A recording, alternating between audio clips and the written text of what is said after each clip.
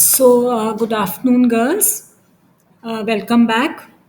So, today we are going to start a new chapter that is adolescence.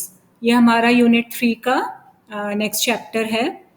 So childhood stage हमने finish कर लिया है, जिसमें कि मैंने आपको चाइल्डहुड स्टेज में डेवलपमेंट्स के बारे में एक्सप्लेन किया था. इमोशनल डेवलपमेंट किस प्रकार की होती है, कॉग्निटिव डेवलपमेंट एंड ऑल, अपने लास्ट वीडियो में. ठीक है. So I hope you have understood that very well, and if you have any problem you can discuss with me any time. So अब हम अपना नेक्स्ट चैप्टर शुरू करेंगे, that is adolescence, यानी कि किशोर अवस्था. तो चाइल्डहुड स्टेज के बाद ये हमारी नेक्स्ट स्टेज होती है एडोलेसेंट पीरियड या किशोरावस्था जिसको कहते हैं. एडोलेसेंट शब्द जो है, इसकी उत्पत्ति लैटिन भाषा के एडोलसियर शब्द से हुई है, जिसका इंग्लिश मीनिंग है टू ग्रो, यानी कि टू ग्रो टू मेच्योरिटी, यानी परिपक्वता तक ग्रो करना या बढ़ना. ठीक है. तो इस प्रकार से इसको हम एग्जैक्टली इसको एक्सप्लेन कर सकते हैं, बिकॉज ये ऐसी अवधि होती है जिसमें बच्चा जो है शारीरिक और मानसिक या मनोवैज्ञानिक परिवर्तनों में डिफरेंट यानी कि शारीरिक और मनोवैज्ञानिक विशेषताओं में डिफरेंट टाइप ऑफ चेंजेस या परिवर्तन महसूस करता है. और काफ़ी ऐसे विशेषताएं होती हैं जो कि अपनी चरम सीमा तक इस एज में पहुंच जाती हैं. जो स्टार्टिंग जो हुई थी चाइल्डहुड स्टेज में, वो वयसंधि या एडोलेसेंट पीरियड तक आते आते उसकी वो जो मेच्योरिटी आनी है या परिवर्तन जो आने हैं उसके शरीर में या मानसिक रूप में, वो इसमें कंप्लीट हो जाते हैं. तो नॉर्मली ये पीरियड जो है ये बाल्यावस्था और एडल्टहुड के बीच का ट्रांजिशन पीरियड भी या संक्रमण अवस्था भी माना जाता है. ठीक है. यानी चाइल्डहुड स्टेज और वयस्क यानी कि एडल्ट लाइफ के बीच के पीरियड को हम एडोलेसेंट पीरियड या प्यूबर्टी की एज भी कहते हैं. ये वो एज होती है बिकॉज इसकी शुरुआत जो है ये वयसंधि पीरियड से या प्यूबर्टी पीरियड से होती है, जिसमें कि जो भी प्राणी जो होता है वो फर्दर प्रोक्रिएट करने के काबिल इस एज में बन जाता है. ठीक है. अपनी यानी कि अपनी जाति की संतान पैदा करने योग्य बन जाता है. तो ये जो प्यूबर्टी की एज जो होती है ये आपकी गर्ल्स में 11 to 15 ईयर्स के बीच में मानी जाती है, और बॉयज़ में 12 to 16 या 17 ईयर्स के बीच की मानी जाती है. और प्यूबर्टी की स्टेज जो होती है इसमें लेट चाइल्डहुड और अर्ली एडोलेसेंट का पीरियड शामिल होता है. यानी कि लेट चाइल्डहुड के अंतिम 2 वर्ष और एडोलेसेंट के अर्ली या प्रारंभिक 2 वर्ष, ये चार वर्ष मिलाकर प्यूबर्टी या वयसंधि का पीरियड माना जाता है. ठीक है. तो एडोलेसेंट पीरियड को हम मेनली 2 भागों में बांट सकते हैं, early adolescent and let adolescent. तो अर्ली एडोलेसेंट पीरियड जो है वो बेसिकली प्यूबर्टी की स्टेज एज होती है, और लेट एडोलेसेंट पीरियड जो है वो प्यूबर्टी की बाद की एज होती है. यानी कि लड़कियों में 15-16 वर्ष से लेकर 20 वर्ष तक की एज होती है, और लड़कों में यही 16-17 से लेकर 21 वर्ष तक की एज को हम लेट चाइल्डहुड पीरियड मानते हैं. हालांकि इस सीमा का विवाद रहा है और रहेगा.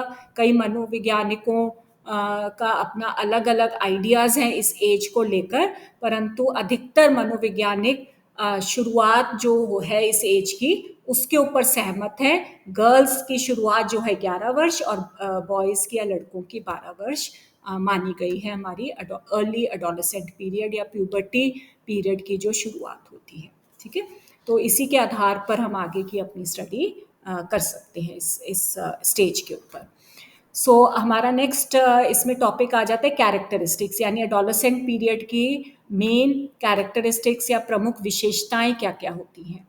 तो सबसे पहली है कि इसको हम संक्रमण या ट्रांजिशन पीरियड मानते हैं. अभी जैसे मैंने आपको बताया कि ये अवधि जो है बाल्यावस्था और वयस्क स्टेज के बीच का ट्रांजिशन पीरियड माना जाता है, बिकॉज ये ऐसी एज होती है जिसमें मानव प्राणी जो है वो बाल्यावस्था की भी बहुत सी ऐसी विशेषताएं अपने अंदर लिए रखता है, और उसके साथ साथ जो एडल्ट हुड की जो विशेषताएं हैं उनको भी अपने अंदर पाने की कोशिश करता है। तो ये threshold period, you can say adulthood का थ्रेशोल्ड पीरियड या दहली पीरियड माना जाता है, जिसमें कि वो प्रौढ़ावस्था या एडल्टहुड की तरफ अग्रसर होता है।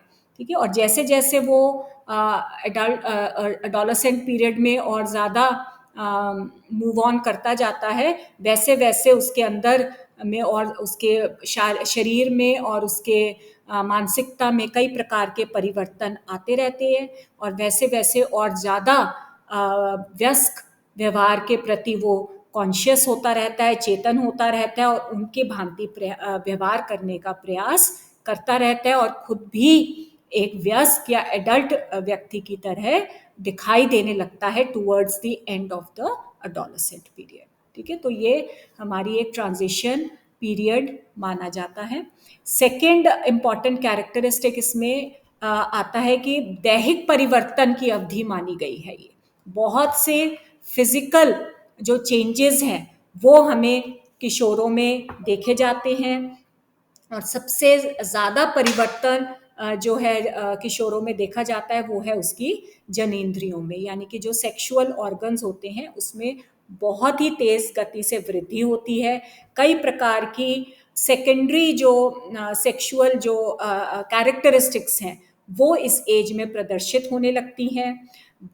एक चाइल्ड रिप्रोड्यूस करने की योग्यता या क्षमता जो है उसमें विकास होता है। लड़कों में नॉक्टर्नल एमिशंस देखे जाते हैं, और लड़कियों में मासिक धर्म या मेंस्ट्रुअल पीरियड की शुरुआत होती है। बाकी के जो इंटरनल ऑर्गन्स हैं उनमें बहुत कम वृद्धि देखी गई है, बिकॉज उनमें ज़्यादातर जो ग्रोथ है वो यंगर एज में हो जाती है। जैसे कि हमारे जो फेफड़े हैं उसमें बहुत कम वृद्धि होती है, परंतु डाइजेस्टिव सिस्टम में थोड़ी बहुत चेंजेस जो हैं वो देखी जाती है। किशोरावस्था के एंड तक हमें हमारा जो पाचन तंत्र होता है उसमें कई प्रकार के परिवर्तन देखे जाते हैं। अगर हम ब्लड प्रेशर की बात करें तो वह संधि के बाद लड़कियों की तुलना में बॉयज़ का जो ब्लड प्रेशर होता है वो अधिक रहता है। ठीक है, और इसके अलावा जो मस्कुलर जो स्ट्रेंथ होती है वो भी लड़कों में ज़्यादा देखी जाती है। मांसपेशियों का विकास भी लड़कों में ज़्यादा देर तक चलता रहता है। ठीक है, अगर हम लंबाई की बात करें तो किशोरावस्था की शुरुआत में लड़कियों की लंबाई जो है वो बहुत तेज़ गति से चलती है, परंतु बाद में फिर वो धीमी हो जाती है, और लड़कों की लंबाई जो है वो लेट एडोलेसेंट पीरियड में एकदम से जोर पकड़ती है। ठीक है, और इसके अलावा शारीरिक परिवर्तनों के अलावा बहुत इम्पॉर्टेंट मानसिक परिवर्तन भी किशोरों में देखे जा सकते हैं। संज्ञानात्मक विकास काफ़ी ज़्यादा इस एज में देखा गया है, जो कि इस एज के एंड तक एक महत्वपूर्ण सीमा तक पहुंच जाता है। थर्ड टाइप ऑफ विशेषता जो कि किशोरों में या किशोरावस्था में देखी जा सकती है वो है कामुकता का जागरण, यानी कि पीरियड ऑफ सेक्स अवेकनिंग। तो किशोरावस्था जो है उसमें सेक्सुअल जो पावर है उसका उदय होता है। नॉर्मली जो हमारा जो काम शक्ति जो होती है वो 3 स्टेजेस से होकर गुजरती है किशोरों में। सबसे पहली स्टेज होती है स्व प्रेम या नार्सिस्टिक की, सेकेंड स्टेज है हमारी होमोसेक्सुअलिटी, और थर्ड स्टेज होती है आपकी हेट्रोसेक्सुअलिटी। तो प्रथम स्टेज यानी कि स्वयं प्रेम का मतलब क्या है कि अर्ली एडोलेसेंट पीरियड होता है जिसमें बच्चा जो होता है वो स्वयं से प्रेम करता है। ठीक है, कुछ महीनों के बाद वो अपने ही लिंग के व्यक्तियों के प्रति अट्रैक्ट होता है और उनसे प्रेम करना शुरू कर देता है, सेकेंड स्टेज। और थर्ड स्टेज यानी कि और थोड़े महीनों के बाद वो ऑपोजिट लिंग के व्यक्तियों के प्रति आकर्षित होने लगता है। ठीक है, और ये सारा जो स्टेजेस है ये हमारे सामाजिक और सांस्कृतिक वातावरण के ऊपर भी डिपेंड करता है कि किस प्रकार से हमारा पालन पोषण हुआ है। Another important characteristic of adolescent period है एम्बिगुअस स्टेट या अस्पष्ट स्थिति होती है किशोरों की।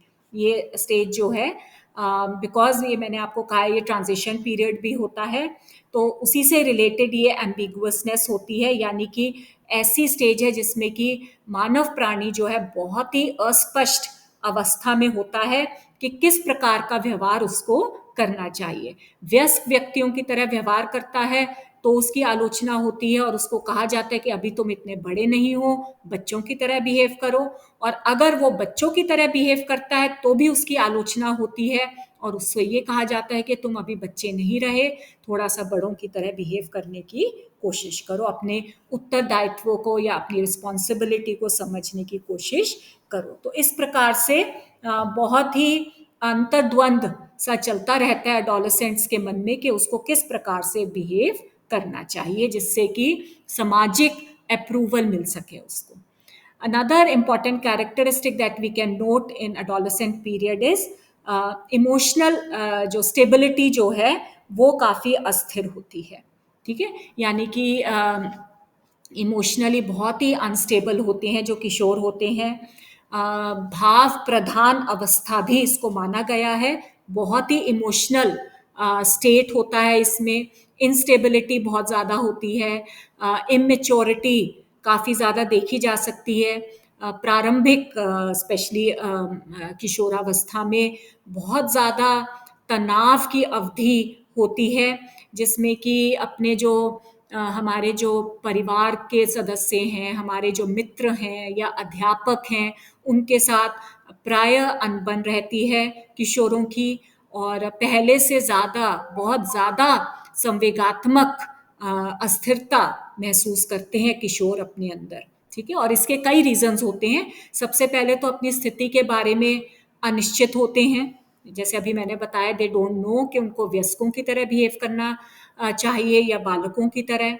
इसके अलावा विकास जो है, शारीरिक और मानसिक विकास बहुत ही तीव्र गति से होता है इस एज में, जिससे कि वो बिल्कुल बहुत ज़्यादा टेंस हो जाते हैं, स्ट्रेस्ड हो जाते हैं। डिमांड्स संघर्षपूर्ण हो जाती हैं इस एज में। ठीक है, एजुकेशनल डिमांड हो या ऑक्यूपेशनल हो, किसी भी प्रकार की मांगे समाज के द्वारा उनके प्रति काफ़ी ज़्यादा तीव्र हो जाती हैं।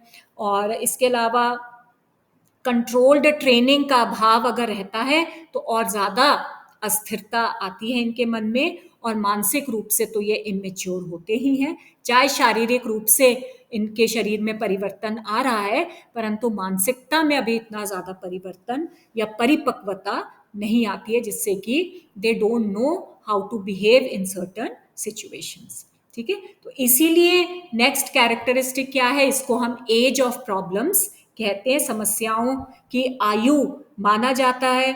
बाल्यावस्था में क्या होता है, हर प्रकार की समस्या के समाधान के लिए बच्चा जो है अपने अभिभावकों के पास चला जाता है, अपने टीचर्स, अपने पेरेंट्स के पास जाकर अपनी समस्याओं को सॉल्व कर लेता है।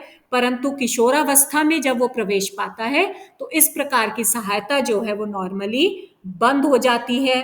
किशोर किसी के पास भी जाकर खुलकर अपनी समस्याओं को नहीं बता सकता, चाहे वो माता पिता हो, अध्यापक हो या समाज के कोई भी अन्य लोग हो। तो इसी वजह से ये किशोर जो है ये समाज के लोगों के साथ साथ अपने लिए भी एक समस्या बन जाता है।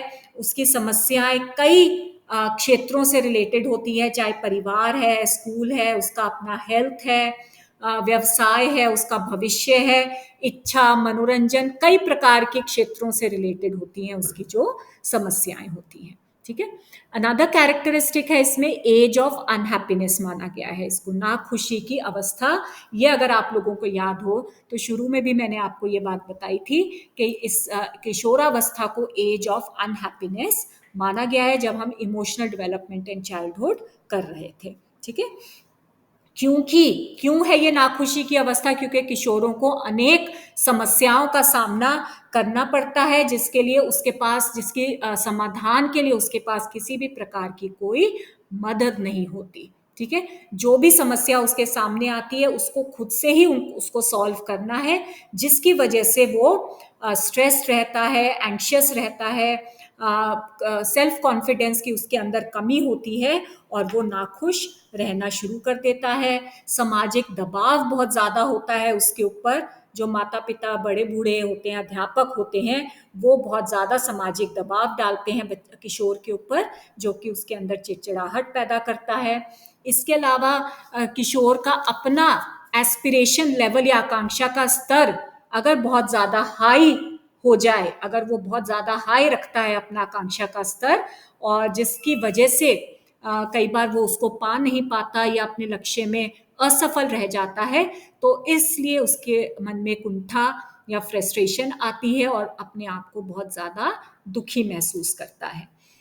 देन बिकॉज ऑफ अनिश्चितता या अनसर्टेनिटी की वजह से भी वो नाखुश रहता है। समाज में उसका स्टेटस क्या है, इसकी बहुत ज़्यादा अनसर्टेनिटी रहती है उसके मन में, जो उसके अंदर नाखुशी पैदा करती है। एक आदर्शवाद कि अगर स्थिति पैदा हो जाती है किशोरावस्था में, हर व्यक्ति अपना कोई आदर्श रखता है, एक आइडियल रखता है, परंतु अगर उन आदर्शों को वो पूर्ण रूप से प्राप्त नहीं कर पाता, तो उसके अंदर दुख की भावना ग्रहण कर लेती है। ठीक है। देन सेक्सुअल फ्रस्ट्रेशन, ये भी एक रीज़न है उसकी नाखुशी की। वय संधि में ऑब्वियसली सेक्सुअल जो इच्छा होती है, उसकी संतुष्टि करने की बहुत प्रबल इच्छा होती है, और जो हमारी एनर्जी जो है वो उस तरफ ज़्यादा लग जाती है और बाकी की चीज़ों में कम लग पाती है, जिसकी वजह से हमारे अंदर, किशोरों के अंदर तनाव की स्थिति उत्पन्न हो जाती है, जो उसको नाखुश रखती है। ठीक है। So because of these reasons इस एज को नाखुशी की एज या एज ऑफ अनहैप्पीनेस भी माना गया है। अनदर कैरेक्टरिस्टिक है कि इस एज में शैशव अवस्था की पुनरावृत्ति या रेपिटेशन देखी गई है। और वो कैसे होता है?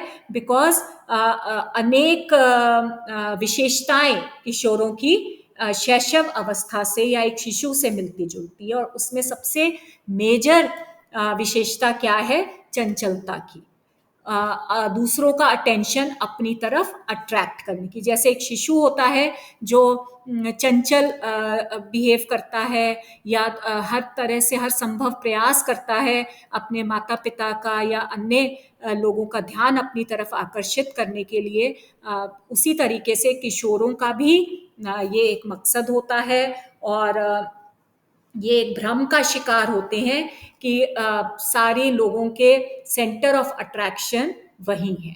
ठीक है। तो वो इसलिए इस एज को शैशव अवस्था की रेपिटेशन की एज भी माना गया है। देन अनदर कैरेक्टरिस्टिक है कि उमंग पूर्ण कल्पना की अवधि माना गया है, यानी पीरियड ऑफ एक्सूबरेंट फैंटेसी।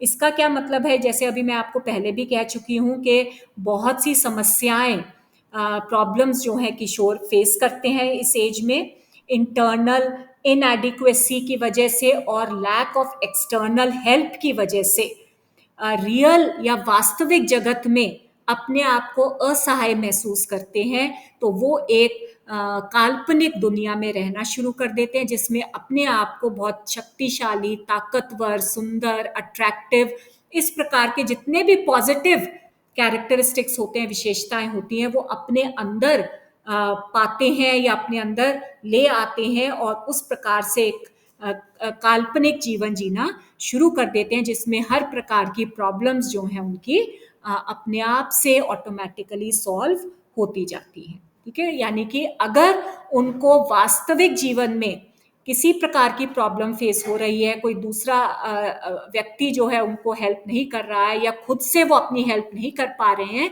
तो इस प्रकार से फिर वो कल्पनाओं का इस्तेमाल करते हैं। ठीक है।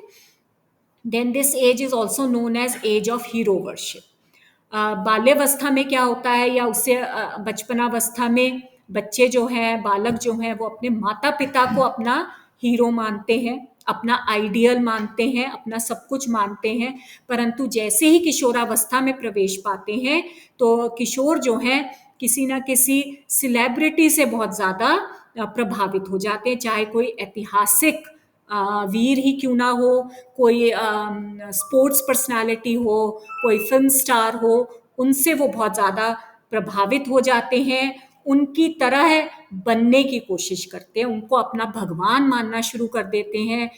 व्यवहार उनका, कपड़े, बोलने का तरीका, बाल बनाने का तरीका, सब कुछ उनकी तरह करने कोशिश करते हैं। ठीक है। तो इस प्रकार से एक हीरो वर्शिप की एज भी इसको एज को माना गया है। इसके अलावा अपनी ऑक्यूपेशन या व्यवसाय के प्रति कॉन्शियसनेस भी इस एज में डेवलप होती है। ठीक है। उस प्रॉपर कोर्स का चयन करने की कोशिश किशोर करते हैं, जो कि आगे जाके उनको व्यवसाय प्राप्त करने में सहायता दे। ठीक है, बिकॉज इस एज में अर्ली अडोलेसेंट पीरियड से लेकर लेट अडोलेसेंट पीरियड, यानी कि जो आपकी 10th 11th 12th, ये ऐसी एज होती है जिसमें कि हम फर्दर या हायर स्टडीज के लिए कौन सा मार्ग चुनना है, उसको उसके ऊपर हमारी अटेंशन जो है या हमारा ध्यान जो है वो प्रेरित होता है या आकर्षित होता है। अपनी कार्य क्षमता या अपनी अभिप्रेरणा के अनुसार हम वो व्यवहार करने की कोशिश करते हैं जो हमारे आगे की ऑक्यूपेशन को प्रभावित करे या उसको पाने में हमारे को सहायता दे। ठीक है, देन रिलीजियस कॉन्शियसनेस, यानी कि धार्मिकता की तरफ जो चेतना शक्ति भी इस एज में जागृत होती है। ज़्यादातर किशोरों के अंदर बचपन में या बाल्यावस्था में रिलीजन की तरफ या धार्मिकता की तरफ बहुत ज़्यादा ध्यान नहीं होता, परंतु जैसे जैसे हम बड़े होते हैं, किशोरावस्था में प्रवेश पाते हैं, तो बिकॉज आत्मनिर्भरता की प्रवृत्ति हमारे अंदर आती है, सेल्फ डिपेंडेंसी आती है, वी बिकम इंडिपेंडेंट पर्सन्स, तो उसके साथ साथ धार्मिक प्रवृत्ति भी हमारे अंदर डेवलप हो जाती है। ठीक है, और लड़कों की अपेक्षा लड़कियों में ये ज़्यादा नज़र आती है अकॉर्डिंग टू स्टडीज़। इसके अलावा ये कुछ विशेषताएं हमने डिस्कस करी हैं। इसके अलावा कुछ और भी कैरेक्टरिस्टिक्स या विशेषताएं हैं जो कि किशोरावस्था में देखी जा सकती है। दैट इज सहायता या परमार्थ करने की जो भावना है, दूसरों की हेल्प करने की जो भावना होती है, उसका भी उदय इस एज में होता है। देन आक्रामकता बहुत ज़्यादा डेवलप होती है कुछ किशोरों में, एग्रेसिवनेस जिसको कहते हैं। और इसके अलावा बिकॉज ऑफ फेलियर्स या असफलताओं के कारण आत्महत्या का प्रयास भी मैक्सिमम इस एज में देखा गया है। ठीक है, किशोरावस्था में ही आत्महत्याएं का प्रयास हम लोग देख सकते हैं। तो these are some of the major characteristics that can be seen in the age of adolescent. Next topic आ जाता है आपका प्रॉब्लम्स क्या हैं, यानी कि बिहेवियरल प्रॉब्लम्स कौन कौन सी हैं जो कि किशोरों को फेस करनी पड़ती हैं या किशोरों के सम्मुख आती हैं। सबसे पहली प्रॉब्लम है शारीरिक जो प्रतीति है उसको बहुत ज़्यादा महत्व देते हैं किशोर, जो फिजिकल अपीयरेंस होती है। ठीक है, ये एक प्रमुख समस्या बन जाती है किशोरावस्था में। JF एडम्स ने, EB हर्लॉक ने इसके ऊपर काफ़ी स्टडीज़ करी है। बिकॉज इसमें क्या है, जैसे अभी मैंने आपको बताया कि वयसंधि की एज में काफ़ी प्रमुख शारीरिक चेंजेस लड़के लड़कियों में देखे जाते हैं। कुछ परिवर्तन जो है एवरेज एज से पहले हो जाते हैं, कुछ परिवर्तन एवरेज एज के बाद होते हैं। तो किस एज में वो परिवर्तन हो रहे हैं, किस प्रकार के हमारे शरीर में परिवर्तन आ रहे हैं, तो किशोरों का सारा ध्यान उस तरफ आकर्षित रहता है। और अगर वो अपने इन परिवर्तनों से संतुष्ट हैं तो वो खुश रहते हैं, और अगर किसी वजह से संतुष्ट नहीं है तो वो नाखुश हो जाते हैं, टेंस रहते हैं, स्ट्रेस रहते हैं, जिसकी वजह से एग्रेसिवनेस भी बहुत ज़्यादा या आक्रामकता की भावना भी उनके अंदर बढ़ जाती है।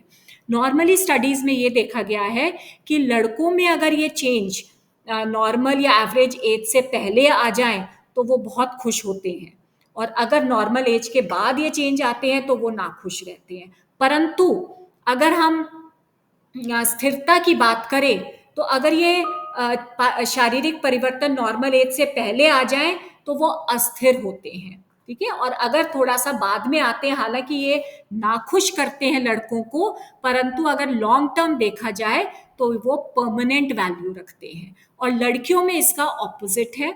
लड़कियों में अगर ये परिवर्तन नॉर्मल एज से पहले आते हैं तो वो उससे असंतुष्ट हो जाती हैं, अनहैप्पी रहती हैं, और अगर नॉर्मल एज के बाद आते हैं ये परिवर्तन तो देन दे आर हैप्पी। ठीक है, और इमोशनल स्थिरता तभी आती है लड़कियों में जब ये परिवर्तन नॉर्मल एज में आए या उससे थोड़ा पहले आना शुरू हो। ठीक है, तो आत्मसम्मान के ऊपर भी इन शारीरिक परिवर्तनों का काफ़ी महत्व होता है। अगर हम लोग खुश हैं अपने शारीरिक परिवर्तन से तो हमारे सेल्फ कॉन्फिडेंस में, सेल्फ रिस्पेक्ट में काफ़ी बढ़ोतरी होती है। और अगर हम खुश नहीं हैं तो हम बहुत ज़्यादा नेगेटिव अपने बारे में सोचना शुरू कर देते हैं और कई व्यवहार संबंधित समस्याएं हमारे अंदर पैदा हो जाती हैं। तो इसलिए सारा ध्यान किशोरों का अपनी फिजिकल अपीयरेंस के ऊपर ही होता है, किस प्रकार से वो अपनी शारीरिक प्रतीति को इम्प्रूव करे, दूसरों को किस प्रकार से अपनी तरफ अट्रैक्ट करे। शारीरिक दिखावट के ऊपर सारा जोर रहता है उनका, उसको निखारने का वो भरसक प्रयास करते रहते हैं, चाहे उसके लिए ब्यूटी पार्लर्स जाना हो या चिकित्सालयों में जाकर या जिम्स वगैरह में एक्सरसाइज व्यायाम करके, फैशन वाले कपड़े पहनना, जूते डालना, अपने रंग रूप को किस तरीके से दिखाना, सारा समय उनका इसी चीज के ऊपर लगा रहता है। ठीक है। सेकेंड टाइप ऑफ प्रॉब्लम्स जो कि अडोलेसेंट फेस कर सकते हैं वो है सेक्सुअल बिहेवियर रिलेटेड। तो इसमें क्या होता है कि बिकॉज किशोरावस्था की शुरुआत जो है वो वयसंधि में होती है और जिसमें कि जो हमारे जो सेक्सुअल ऑर्गन्स हैं उनमें बहुत तेज गति से वृद्धि होती है। तो इस वजह से ये गंभीर चिंता का विषय भी बन जाती है। लड़कों में नॉक्टर्नल एमिशंस उनको आश्चर्य में डाल देते हैं और लड़कियों में जो मेंस्ट्रुअल पीरियड की शुरुआत होती है वो भी उनको बहुत ज़्यादा टेंस करती है, बहुत ज़्यादा चकित करती है। और जैसे मैंने आपको बताया था, ये जो काम शक्ति जो होती है, इसका विकास जो होता है, ये 3 अवस्थाओं से होकर गुजरता है। स्वयं प्रेम, स्व प्रेम जिसको कहते हैं, होमोसेक्सुअलिटी और हेट्रोसेक्सुअलिटी। ठीक है। तो इस तरीके से अगर किसी भी प्रकार से कोई मानसिक कोई प्रॉब्लम आ जाती है, कोई साइकोलॉजिकल अगर कोई डिसऑर्डर इस दौरान आ जाता है, तो हम उस प्रकार की अवधि में या उस प्रकार की जो स्टेज में फिक्सेट हो जाते हैं और हम आगे प्रोग्रेस नहीं कर पाते। इसी वजह से हमारे समाज में ऐसे लोग हैं जो नार्सिस्टिक भी हैं, यानी स्वयं से प्रेम करते हैं। They don't have any relation with other person, चाहे वो सेम सेक्स हो चाहे ऑपोजिट सेक्स हो। ठीक है। या फिर बहुत से ऐसे लोग भी हमारे समाज में जो कि होमोसेक्सुअल होते हैं, यानी सेम लिंग के लोगों के साथ उनके संबंध होते हैं। और ज़्यादातर लोग ऐसे हैं जो कि हेट्रोसेक्सुअल होते हैं, यानी कि ऑपोजिट सेक्स के प्रति अट्रैक्ट होते हैं और उनके साथ उनके संबंध बनते हैं। ठीक है। कई बार इस एज में लड़के लड़कियां जो हैं वो नाजायज संबंध भी स्थापित कर लेते हैं, जो कि उनके लिए और उनके साथ जो संबंधित जो लोग हैं उनके लिए भी एक प्रॉब्लम बन जाती है। लड़के जो हैं वो दूसरे यानी कि वेश्याओं के पास जाना शुरू कर देते हैं, जिसकी वजह से सेक्सुअली ट्रांसमिटेड डिजीजेस के शिकार भी हो जाते हैं। कई ऐसी अमेरिका में स्टडीज हुई हैं जिसमें ये देखा गया है कि लड़कियां नाजायज रूप से गर्भवती हो जाती हैं, प्रेग्नेंट हो जाती हैं, जिससे कि उनके ऊपर और उनसे संबंधित जो अन्य लोग हैं उनके आत्मसम्मान को ठेस पहुंचती है। तो इसलिए हम कह सकते हैं कि बहुत सी ऐसे सेक्स रिलेटेड प्रॉब्लम्स हैं जो कि हमें किशोरावस्था में देखने को मिलती हैं। अनदर प्रॉब्लम जो बहुत ज़्यादा कॉमन है दैट इज़ आक्रामकता, यानी कि एग्रेशन। एक बहुत बड़ी समस्या बनी हुई है ये, स्पेशली अमेरिका में तो ये बहुत ज़्यादा मात्रा में पाई जाती है। बैरन एंड रिचर्डसन का 1994 का ये अध्ययन कहता है, स्पेशली जब किशोर स्कूल से निकलकर महाविद्यालय या कॉलेज में प्रवेश पाते हैं तो अपना प्रभुत्व या डोमिनेंस जमाने के लिए इस प्रकार से आक्रामकता की तरफ अग्रसर हो जाते हैं। दादागिरी वाली प्रवृत्ति उनके ऊपर हावी हो जाती है, दूसरों के साथ गाली गलौज करना, मार पिटाई करना, इस प्रकार की आम हरकतें किशोरों में देखी जा सकती है। यानी कि और इसके अलावा मानव हत्या यानी होमिसाइड वाली जो प्रॉब्लम भी किशोरों में बहुत ज़्यादा देखी गई है। ठीक है। ये भी अमेरिका में हुई स्टडीज़ के आधार पर ही ये देखा गया है कि जो हाई स्कूल और कॉलेज के विद्यार्थी अपने साथ हथियार तक रखते हैं और अपने साथ स्कूल या कॉलेज में ले जाना एक शान समझते हैं। ठीक है। तो सोशल साइकोलॉजी में इसके ऊपर काफ़ी स्टडीज़ हुई हैं और ये देखा गया है कि किशोरावस्था में सबसे ज़्यादा आक्रामकता की समस्या देखी जाती है। अनदर प्रॉब्लम किशोरावस्था से जो जुड़ी है वो है ड्रग अब्यूज की। ठीक है, औषध दुष्प्रयोग जिसको कहते हैं। अनेक किशोर जो हैं इस एज में धूम्रपान, शराब या अन्य नशीले पदार्थों का सेवन करने लगते हैं। उनके ऊपर शारीरिक रूप से डिपेंडेंट हो जाते हैं, मनोवैज्ञानिक रूप से डिपेंडेंट हो जाते हैं, और एक प्रकार से इस प्रकार के औषधियों का दुरुपयोग करने से शारीरिक और मानसिक रूप से कई परिवर्तन उनमें घटित हो जाते हैं, जो उनके समायोजन को नेगेटिव रूप से प्रभावित करते हैं। तो बचपन अवस्था या बाल्यावस्था की तुलना में किशोरावस्था में मद्यपान के चांसेस जो हैं वो ज़्यादा देखे गए हैं। रिबेलियस टेंडेंसी या विद्रोही प्रवृत्ति वाली समस्या भी किशोरावस्था में काफ़ी ज़्यादा दिखाई देती है। इस एज में किशोर जो होते हैं अपने जितने भी उनके जो अभिभावक हैं या अध्यापक होते हैं, बड़े बूढ़े होते हैं, उनसे बगावत करने की टेंडेंसी रखते हैं, उनसे विद्रोह करने की टेंडेंसी रखते हैं।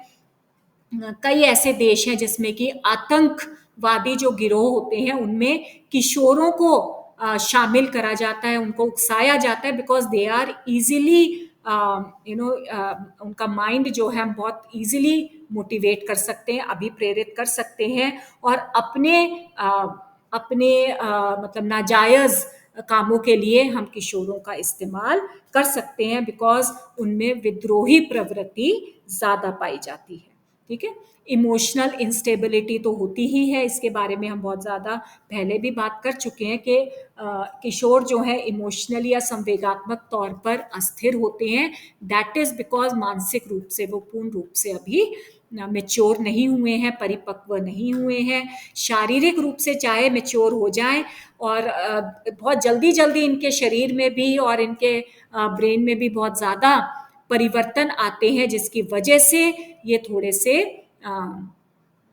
तनावग्रस्त हो जाते हैं और इमोशनली अनस्थिर बन जाते हैं। ठीक है, देन प्रॉब्लम ऑफ आइडेंटिटी भी बहुत ज़्यादा देखी जाती है। आइडेंटिटी क्राइसिस जिसको कहते हैं, मैं कौन हूँ, मैं क्या हूँ, मैं लाइफ में क्या बनना चाहता हूँ, मैं कहाँ जाना चाहता हूँ। तो इस प्रकार के विभिन्न क्वेश्चंस जो हैं उनके माइंड में घूमते रहते हैं, जिनके आंसर्स पाने के लिए वो हर संभव कोशिश करते हैं, दूसरों से पूछते हैं, तो किसी प्रकार की कोई हेल्प उनको बाहरी तौर पर नहीं मिलती। इंटरनली वो इतने अभी मैच्योर या डेवलप नहीं हुए होते जो कि इनका वो आंसर दे सके, जिसकी वजह से बहुत ज़्यादा प्रॉब्लम या समस्या जो है उनके अंदर अनिश्चितता की आ जाती है, और एक्सपेरिमेंटेशन करना शुरू कर देते हैं। ठीक है, व्यवसाय से रिलेटेड, फ्रेंडशिप से रिलेटेड, एजुकेशन से रिलेटेड कई प्रकार के प्रयोग करना शुरू कर देते कि मैं किस में सफल रहता हूँ, किस में असफल रहता हूँ। ठीक है, तो मतलब कि जो अस्पष्ट जो पहचान वाली जो समस्या है वो काफ़ी ज़्यादा इस एज में देखी गई है, और अगर ये आइडेंटिटी क्राइसिस का समाधान हो जाता है तो किशोरावस्था के बाद का जो जीवन जो होता है वो सही तरीके से चलता रहता है। परंतु अगर हम ये जो वेरियस एक्सपेरिमेंटेशंस करते हैं किशोरावस्था में, अगर ये फेल हो जाते हैं, किसी प्रकार से हम सही रास्ता या मार्ग अपने लिए नहीं चुन पाते हैं, तो हमारा बाद का जीवन भी प्रॉब्लमैटिक रहता है। बाद के जीवन में भी हम सेटिस्फैक्शन या संतुष्टि नहीं पा सकते। और एक और प्रॉब्लम जो आइडेंटिटी से रिलेटेड है वो है आइडेंटिटी फ्यूजन की, जो किशोरावस्था में देखी जाती है काफ़ी ज़्यादा।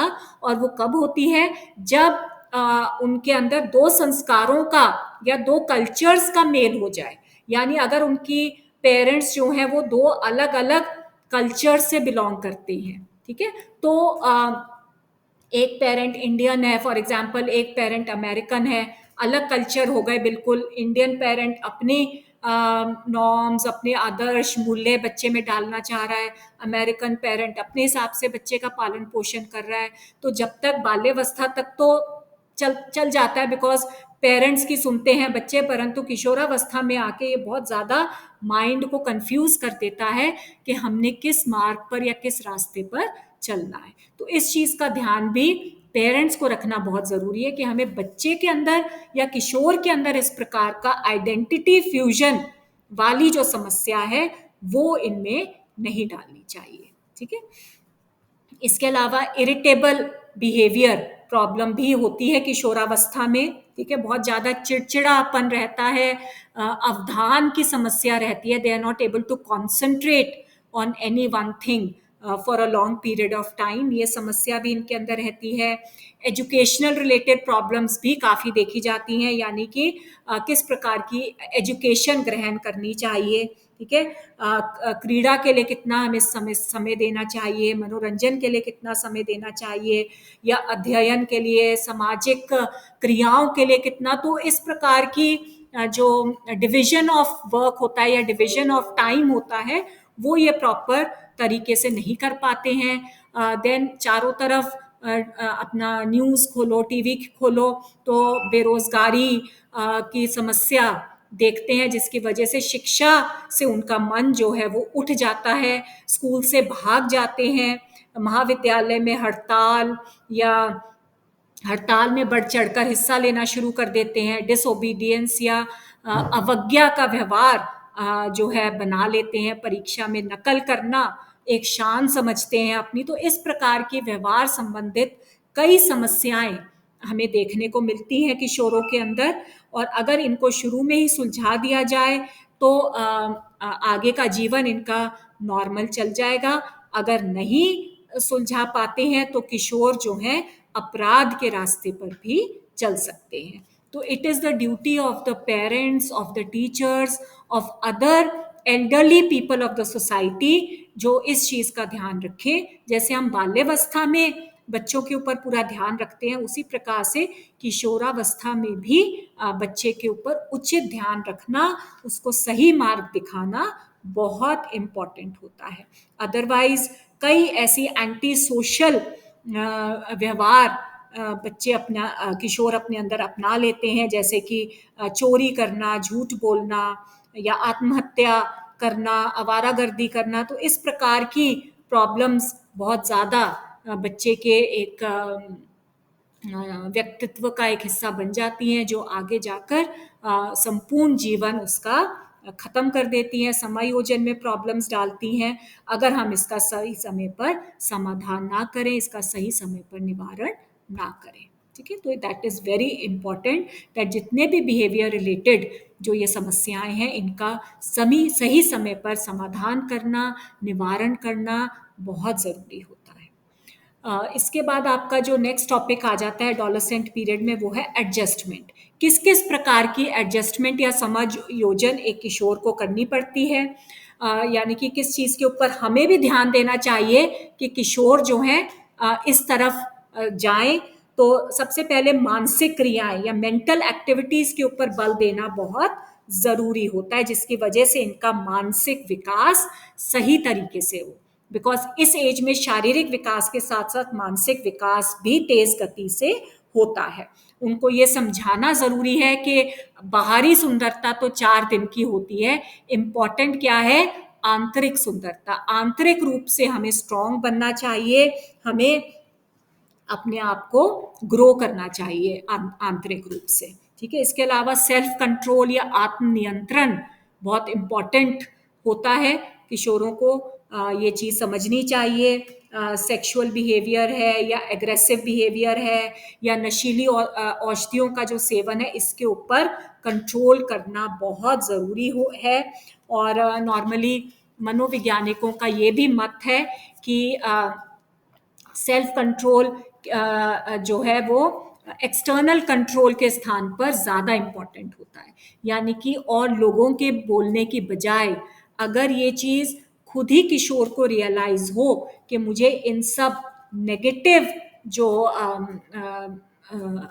विशेषताएं हैं या नेगेटिव जो एक्टिविटीज़ हैं, इनकी तरफ ध्यान नहीं देना है, पॉजिटिव जो एक्टिविटीज़ हैं उनको बढ़ावा देना है या उसकी तरफ मन लगाना है, तो वो ज़्यादा फायदेमंद साबित होता है। तो self control is the key to taking the adolescent on the right path. Okay, then it is very important कि हम किशोरों को एक अनुकूल या एक सूटेबल एनवायरनमेंट प्रोवाइड करें। ठीक है। तो ये उसके जो अभिभावक होते हैं, जो उसके समाज के जो बड़े बूढ़े होते हैं, घर में, विद्यालय में, हर प्रकार की पर्यावरण रिलेटेड सुविधाएं और अवसर किशोरों को देना या प्रदान करना बहुत ज़रूरी होता है उसके ओवरऑल डेवलपमेंट के लिए। ठीक है, उनको व्यायाम के या उनको स्पोर्ट्स के पर्याप्त अवसर देने चाहिए।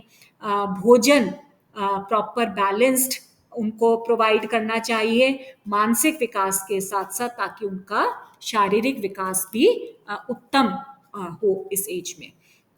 देन धार्मिक और नैतिक एजुकेशन प्रदान करना बहुत ज़रूरी होता है इस एज में, रिलीजियस एजुकेशन, मॉरल एजुकेशन। ठीक है, ताकि वो किसी भी प्रकार की जो नेगेटिविटी जो है उनके अंदर, अनुशासनहीनता की या चरित्रहीनता है, विध्वंसकारी जो प्रवृत्तियां हैं, इनसे वो बच सकें।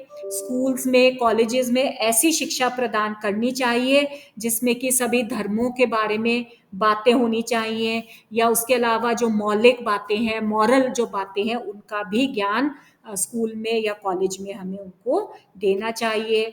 और संत है, समाज सुधारक है, इनका भी हमें कई बार प्रवचन किशोरों को सुनाने चाहिए, ताकि उनसे वो कुछ अच्छी बातें उठा सके, उनको अपने अंदर ग्रहण करके एक कैरेक्टर या एक चरित्र का अपना निर्माण कर सके। इसके साथ साथ वोकेशनल गाइडेंस बहुत ज़रूरी होता है इस एज में बच्चों को प्रदान करना, बिकॉज उनको खुद से इतना आइडिया नहीं होता कि हमारा एप्टीट्यूड किस तरफ है। एक्सपेरिमेंटेशन करने से बेहतर होगा कि हम उनको सही गाइडेंस दें वोकेशन के बारे में। ठीक है, बिकॉज आगे का जो वोकेशन है उसका चयन जो होता है वो किशोरावस्था में ही शुरू हो जाता है। ठीक है, अपने भविष्य के बारे में चिंता उनको सताने लगती है कि हमारा भविष्य कैसा होगा, किस प्रकार का होगा, रोजी रोटी हम कैसे कमाएंगे। तो ये सारे प्रश्न उनके आगे खड़े हो जाते हैं। तो उचित अगर हम व्यावसायिक मार्गदर्शन करते हैं उनका इस एज में, तो वो अपनी आजीविका को या अपने रोजी रोटी को कमाने में कामयाब हो सकते हैं। ठीक है, देन उनकी अगर और कोई स्पेशल इंटरेस्ट है किशोरों का, तो उसकी तरफ ध्यान देना भी बहुत आवश्यक होता है। एक्स्ट्रा करिकुलर एक्टिविटीज़ की तरफ प्रोत्साहित करना, उनकी योग्यता, उनकी क्षमता, अभिक्षमता के अकॉर्डिंगली, चाहे वो स्पोर्ट्स में हो, चाहे कल्चरल एक्टिविटीज़ में हो, किसी भी प्रकार की रुचि है अगर उनके अंदर, तो उसको अभिप्रेरित करना बहुत ज़रूरी होता है। एनएसएस, एनसीसी, इस प्रकार की जो गतिविधियां होती हैं उसमें सम्मिलित होने के लिए उनका प्रोत्साहन करना ज़रूरी है। एजुकेशनल टूर्स स्कूल्स कॉलेजेस में जाते हैं, युवा समारोह होते हैं, यूथ फेस्टिवल्स होते हैं, या पर्वतारोहण है, एजुकेशनल टूर्स होते हैं, वैज्ञानिक खोजें हैं। तो इस प्रकार के अनेक एक्टिविटी स्कूल्स और कॉलेजेस में आयोजित की जाती हैं। तो उनकी इंटरेस्ट या रुचि के अकॉर्डिंगली चाहिए कि उनको प्रेरित किया जाए, प्रोत्साहित किया जाए, वो किसी ना किसी एक्टिविटीज़ में पार्टिसिपेट करें और अपने व्यक्तित्व को, अपनी पर्सनालिटी को निखारें। ठीक है, इसके अलावा स्वतंत्रता और निर्भरता का मिश्रण इस एज में होना बहुत ज़रूरी है। यानी कि हम ये सोचें कि अब हमारा जो बच्चा है वो बड़ा हो गया, तो उनको हम टोटली इंडिपेंडेंट छोड़ दें, उनकी किसी भी प्रकार की एक्टिविटी में हिस्सा ना लें, किसी भी प्रकार की गाइडेंस ना दें, वो भी गलत हो जाता है। और अगर हम टोटली उसको अपने ऊपर ही डिपेंडेंट रखें, लाइक अ चाइल्ड इज, तो वो भी गलत है। तो इस एज में हमें एक मिक्सचर ऑफ इंडिपेंडेंस और डिपेंडेंस उनको देना चाहिए। जहाँ ज़रूरत पड़े उनको गाइड करो, प्रॉपर गाइडेंस दो, और जहाँ ज़रूरत पड़े उनको इंडिपेंडेंट छोड़ो। ठीक है, तो ये सारा अगर हम प्रॉपर उनका मार्गदर्शन करते हैं, तो बच्चे जो हैं एक कामयाब इंसान या एक कामयाब पर्सनालिटी हासिल करने में सफल हो जाते हैं, और उनकी आगे की जो ज़िंदगी है वो बिना किसी हिचक के या बिना किसी प्रॉब्लम के चलती जाएगी। किसी भी प्रकार से हीनता का शिकार हमें अपने बच्चे में नहीं होना है, उसको नहीं होने देना है। ठीक है, so this finishes with your adolescent chapter, and I hope it is clear to you. बहुत ज़्यादा मुश्किल नहीं है, दैट इज़ वाई मैंने आपको एक ही लेक्चर में ये पूरा चैप्टर कंप्लीट कर दिया है।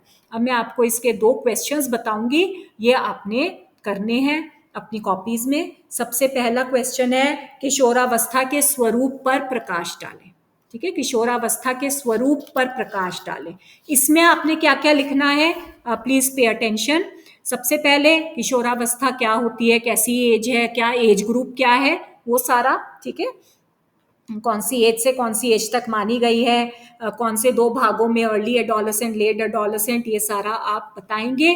और उसके बाद विशेषताएं, प्रमुख विशेषताएं या main characteristics of adolescent period. ठीक है, जो सारी कैरेक्टरिस्टिक्स मैंने आपको करवाई हैं, ट्रांजिशन पीरियड है या इंपॉर्टेंट बॉडीली चेंजेस होती हैं, पीरियड ऑफ सेक्स अवेकनिंग है, एम्बिगुअस स्टेट होता है, तो ये सारी विशेषताएं जो भी हैं आपकी, ये आपने इसमें डिस्कस करनी है। 12-13 विशेषताएं मैंने आपको बताई, ये आपका सारा नेचर में आ जाएगा। ठीक है, किशोरावस्था के स्वरूप पर प्रकाश डालें। और सेकंड क्वेश्चन क्या है, किशोर के सामने कौन कौन सी प्रमुख समस्याएं आती हैं, किशोर के सामने कौन कौन सी प्रमुख समस्याएं आती हैं, इस अवस्था में समायोजन के प्रयासों पर प्रकाश डालें। ठीक है, समस्याएं और समायोजन। समस्याएं कौन कौन सी हैं इसमें, बिहेवियरल प्रॉब्लम्स जो हैं, ठीक है, too much importance to physical appearance, sexual behaviour related problems आ जाती हैं, drug abuse, rebellious tendencies, so सारी बिहेवियरल प्रॉब्लम्स आप लिखेंगे। और एडजस्टमेंट कौन कौन सी एडोलेसेंट पीरियड में होनी ज़रूरी होती है, चाहे वो एडोलेसेंट्स खुद करें, चाहे उसके लिए उनके अभिभावक जो हैं, एल्डरली पीपल जो हैं उनके समाज के, वो उनकी मदद करें। ठीक है, मानसिक क्रियाओं के ऊपर बल देना चाहिए, सेल्फ कंट्रोल के ऊपर बल देना चाहिए, या सूटेबल एनवायरनमेंट उनको देना, या कि हर प्रकार की religious moral education, occupational help देना, ठीक है, गाइडेंस प्रॉपर देना। तो इस प्रकार की जो भी एडजस्टमेंट्स अडोलेसेंट्स को इस एज में करनी चाहिए, होनी चाहिए, वो आपने यहाँ पर डिस्कस करना है। So these are the 2 questions and I am sure इसमें कोई प्रॉब्लम आपको नहीं होनी चाहिए, टोटली क्लियर है। ये अगर इस प्रकार से आते हैं, अलग अलग आते हैं ऐसा, तो वो लिख दो, और एक ही क्वेश्चन आता है तो उसमें आप मतलब कुछ भी लिख सकते हैं, आप कैरेक्टरिस्टिक्स भी लिख दो, आप बिहेवियरल प्रॉब्लम्स भी लिख दो, आप एडजस्टमेंट्स भी लिख दो। You can write the whole chapter of adolescent, कुछ भी किसी भी प्रकार का क्वेश्चन आ जाए, अडोलेसेंट के पूरे चैप्टर को आपने उसमें लिख देना है। ठीक है बच्चों, so I hope it's clear to you now. Thank you so much.